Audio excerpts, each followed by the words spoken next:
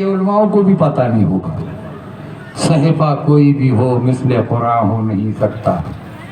صحیفہ کوئی بھی ہو مثل قرآن ہو نہیں سکتا, اور منافق کو کبھی احساس ایمان ہو نہیں سکتا. مسلمانوں, جب تک تعظیم رسول نہیں آئے گی نا تب تک کہ تمہارا سجدہ بے وصول ہے, بے وجہ ہے. یاد رکھنا, منافق کو کبھی احساس ایمان ہو نہیں سکتا. نہ ہو تعظیم جس کے دل میں سرکار مدینہ کی, نہ ہو تعظیم جس کے دل میں سرکار مدینہ کی. عبادت لاکھ وہ کر دے, مسلمان ہو نہیں سکتا. نعرہ تکبیر, تکبیر, نعرہ مولانا محمد وعلی آل محمد وبارک وسلم. صلاۃ و سلام علیک یا رسول اللہ صلی اللہ علیہ وسلم. تو محترم حضرات, جشن میلاد النبی منانا ہمارے اور آپ کا مقدر ہے, سنیوں کا مقدر ہے. ہر کسی کو یہ جو تو ہر کسی کے نصیب میں نہیں ہے, یاد رکھنا. عام ایک جو تو مثال دیتا ہوا جو تو میں اپنے بیان کو ختم کروں گا. ہم دیکھتے ہیں کہ کہیں شادی ہے, اس شادی میں جو تو دعوت آنے پر ہم شادی میں جو تو پہنچتے ہیں,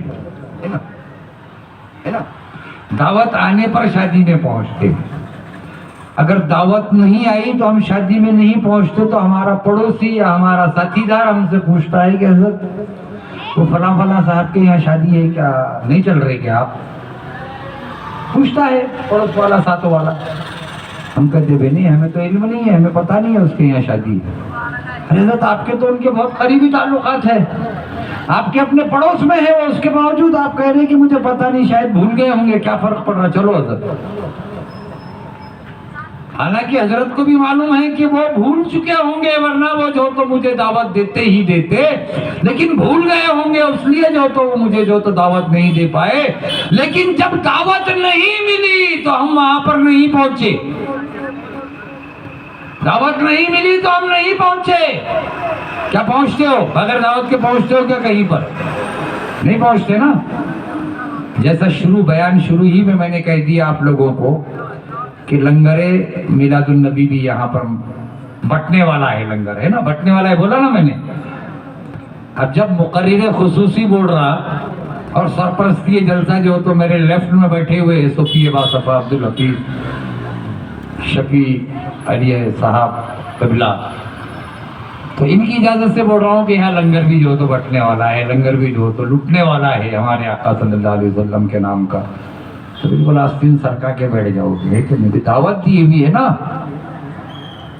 دعوت ملی ہوئی ہے, ہم کھانا ضرور کھائیں گے. اب ہم نے سوچا کہ ہمیں دعوت نہیں ہے, ہم شادی میں نہیں پہنچے. کیوں نہیں پہنچے؟ کہ اس نے بھول گیا بلانا, سامنے والا بھول گیا, اس نے ہمیں نہیں بلایا. یعنی دنیا کا عام انسان اگر بھول جائے تو ہم دعوت پر نہیں جاتے. مسلمانوں, ہماری اور آپ کی قسمت, اے سنیوں ہماری اور آپ کی قسمت کہ ہمیں اعلان کرنے کی ضرورت نہیں پڑی کہ بارامتی کے سنی غیور مسلمانوں, آج جلسہ عید میلاد النبی صلی اللہ علیہ وسلم حضرت عباس علی چوک میں منایا جائے گا, اور اس میں آپ لوگوں نے شریک ہونا. یہ اعلان کرنے کی ضرورت نہیں پڑی, صرف اسٹیج پر آپ نے دیکھ لیا کہ جشن میلاد النبی منایا جا رہا ہے. آپ چوک در چوک جو تو عباس علی چوک میں جو تو آپ حاضر ہوئے کہ نہیں ہوئے, بولو. اس سے پتہ یہ چل رہا ہے کہ آپ کو کسی نے نہیں بلایا, آپ کو مصطفیٰ جان رحمت صلی اللہ علیہ وسلم نے یاد کیا اور آپ آگے. مصطفیٰ جسے بلاتے ہیں وہی محفل میلاد میں آتے ہیں. شاعر فرماتا ہے محبوب کی محفل کو محبوب سجاتے ہیں, محبوب کی محفل کو محبوب سجاتے ہیں, اور آتے ہیں وہی جن کو سرکار بلاتے ہیں. تو آپ لوگ جو آئے ہوئے ہیں یہ ہماری دعوت پر نہیں, حضرت عباس ینگ سرکل یا ینگ کمیٹی جو بنی ہوئی ہے ان کی دعوت پر نہیں. آپ کو مصطفیٰ جان رحمت صلی اللہ علیہ وسلم نے یاد فرمایا اور آپ حاضر آ گئے. مسلمانوں, تو یہ ہماری قسمت ہے کہ یاد کیا مصطفیٰ نے اور ہم حاضر آ گئے. یقیناً اللہ کی رحمتوں کا نزول ہم پر ہو رہا ہے، یہ سمجھ لینا، جب ہم مصطفیٰ کی اس عظیم میلاد میں جو تو شریک ہوئے۔ اب محفل میلاد میں آنے سے کیا فائدہ؟ رات میں جلسہ کیے، اسٹیج بنائے، اس سے آنے سے کیا فائدہ ہے نا؟ ان کے اجتماع میں جانے سے کیا فائدہ؟ مسلمانوں یاد رکھو، محفل میلاد میں جب حاضر رہو گے تو علامہ اقبال کے وہ اشعار جو تو سننے کو مل جائیں گے، میں ہی کیا کوئی بھی علماء اہل سنت جو تو آپ کو سنائے گا، کوئی بھی علماء اہل سنت کا خطیب جو تو آپ کو بتائے گا کہ خالد کبھی ہاتھوں میں علم لیتے ہیں، طارق کبھی موجوں کے قدم لیتے ہیں، ہر دور میں اٹھتے ہیں یزیدی فتنے، ہر دور میں شبیر جنم لیتے ہیں۔ کیا مطلب یہ کہ تمہیں یہاں پہ زندہ دلی سکھائی جائے گی، تمہارے سینوں میں عشق رسول جو تو بٹھایا جائے گا، عشق رسول سے تمہارے سینوں کو علماء اہل سنت مدینہ بنائیں گے، تمہیں جو تو نعت نبی صلی اللہ علیہ وسلم سنایا جائے گا، تمہیں منقبت غوث اعظم اور منقبت حسنین کریمین سنائی جائے گی، تاکہ تمہارا جو تو ایمان میں جو تو تازگی پیدا ہو جائے اور تمہارا ایمان مضبوط ہو جائے۔ جب ایمان مضبوط ہوگا، جب محبت رسول سینے میں گامزن ہو جائے گی، تب تمہارا وہ سجدہ اللہ کی بارگاہ میں، عشق رسول میں جب تمہاری جبین ناز اللہ کی بارگاہ میں جھک جائے گی تو اللہ کی رحمتوں کا نزول ہو جائے گا۔ مسلمانوں، یہ عشق میلاد النبی کے جلسے میں تمہیں سکھایا گیا۔ ہم لوگ کہتے ہیں میلاد النبی کے جلسے میں چیخنا، چلانا یا نعت شریف پڑھنا یا محفل میلاد پڑھنا، یہ سب کیا ہے؟ یہ سب تو جو تو ہماری سمجھ میں نہیں آتا، ہم تو نمازوں کے قائل ہیں۔ ارے نمازیں اس وقت قبول ہوگی جب عشق رسول تمہارے پاس ہوگا۔ جو جلسے سجائے جاتے ہیں، جو محفل میلاد سجائی جاتی ہے،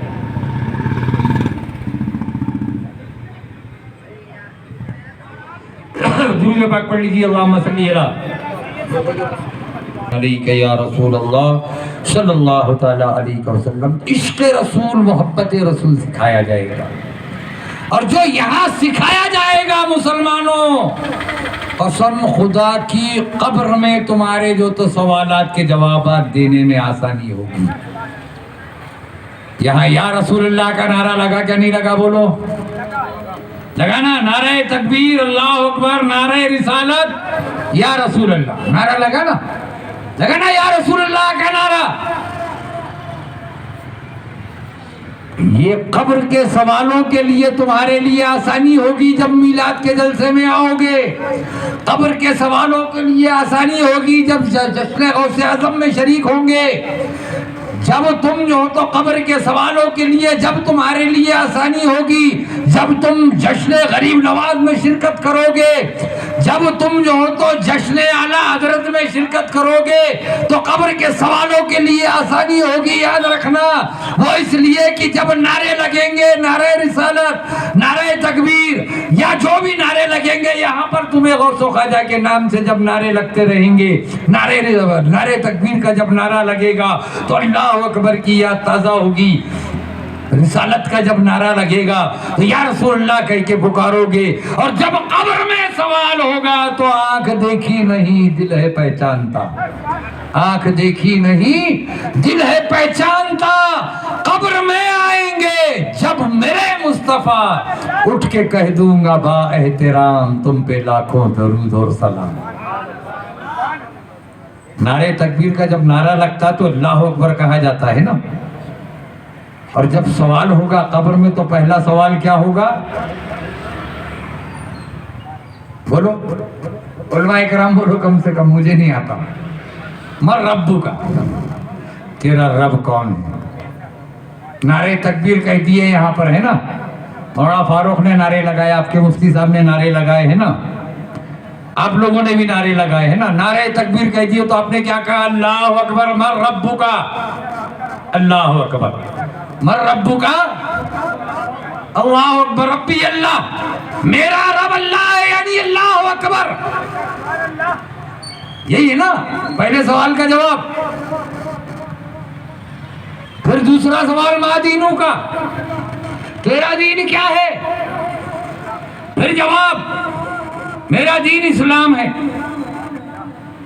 اسلام کی محفل سے جی محفل میلاد، ہمارے آقا صلی اللہ تعالیٰ علیہ وسلم کے دین کا نام اسلام ہے، تو ہم نے محفل میلاد جو سجائی اسلام کے نام پر سجائی ہوئی. ما کنت تقول فی حق هذا الرجل. تیسرا سوال، نعرہ رسالت کا جب لگا تو کہہ دیا آپ نے یا رسول اللہ، ہوا محمد صلی اللہ تعالیٰ علیہ وسلم، یہ تو وہ مصطفیٰ جان رحمت صلی اللہ تعالیٰ علیہ وسلم کی ذات بابرکت ہے جن پر میں صبح اور شام درود و سلام بھیجا کرتا تھا. تو یہاں پر آپ کو صلاۃ و سلام بھی پڑھایا جائے گا، یہاں پہ آپ کو درود شریف بھی پڑھایا جا رہا ہے، صلاۃ و سلام بھی پڑھایا جا رہا ہے. تو پتہ یہ چلا کہ علماء اہل سنت تمہاری قبر کی منزل کو جو تو آسان فرما رہے ہیں اور نمازوں کی جو تلقین کر رہے ہیں تو عشق رسول اور محبت رسول کی بنیاد پر کر رہے ہیں. مسلمانوں یاد رکھو، ہم نے دیکھا کہ جب تک کہ اہل سنت والجماعت میلاد النبی کا ذکر ہو، چاہے یوم صدیق اکبر ہو، یوم فاروق اعظم ہو، یا یوم عثمان غنی ہو، یا یوم مولائے کائنات ہو، جب تک کہ حضور غوث اعظم کا ذکر نہ چھڑ جائے، جب تک کہ اہل سنت والجماعت کے جو تو لوگوں کو تسلی نہیں ہوتی ہے کہ نہیں؟ جب تک کہ غوث کا ذکر نہ چھڑے تب تک کہ تسلی نہیں ہوتی. میری اسلامی رشتے کی مقدس اور ماں بہنیں یہاں تشریف لائی ہوئی ہے، پردہ نشین خواتین میری ماں اور بہن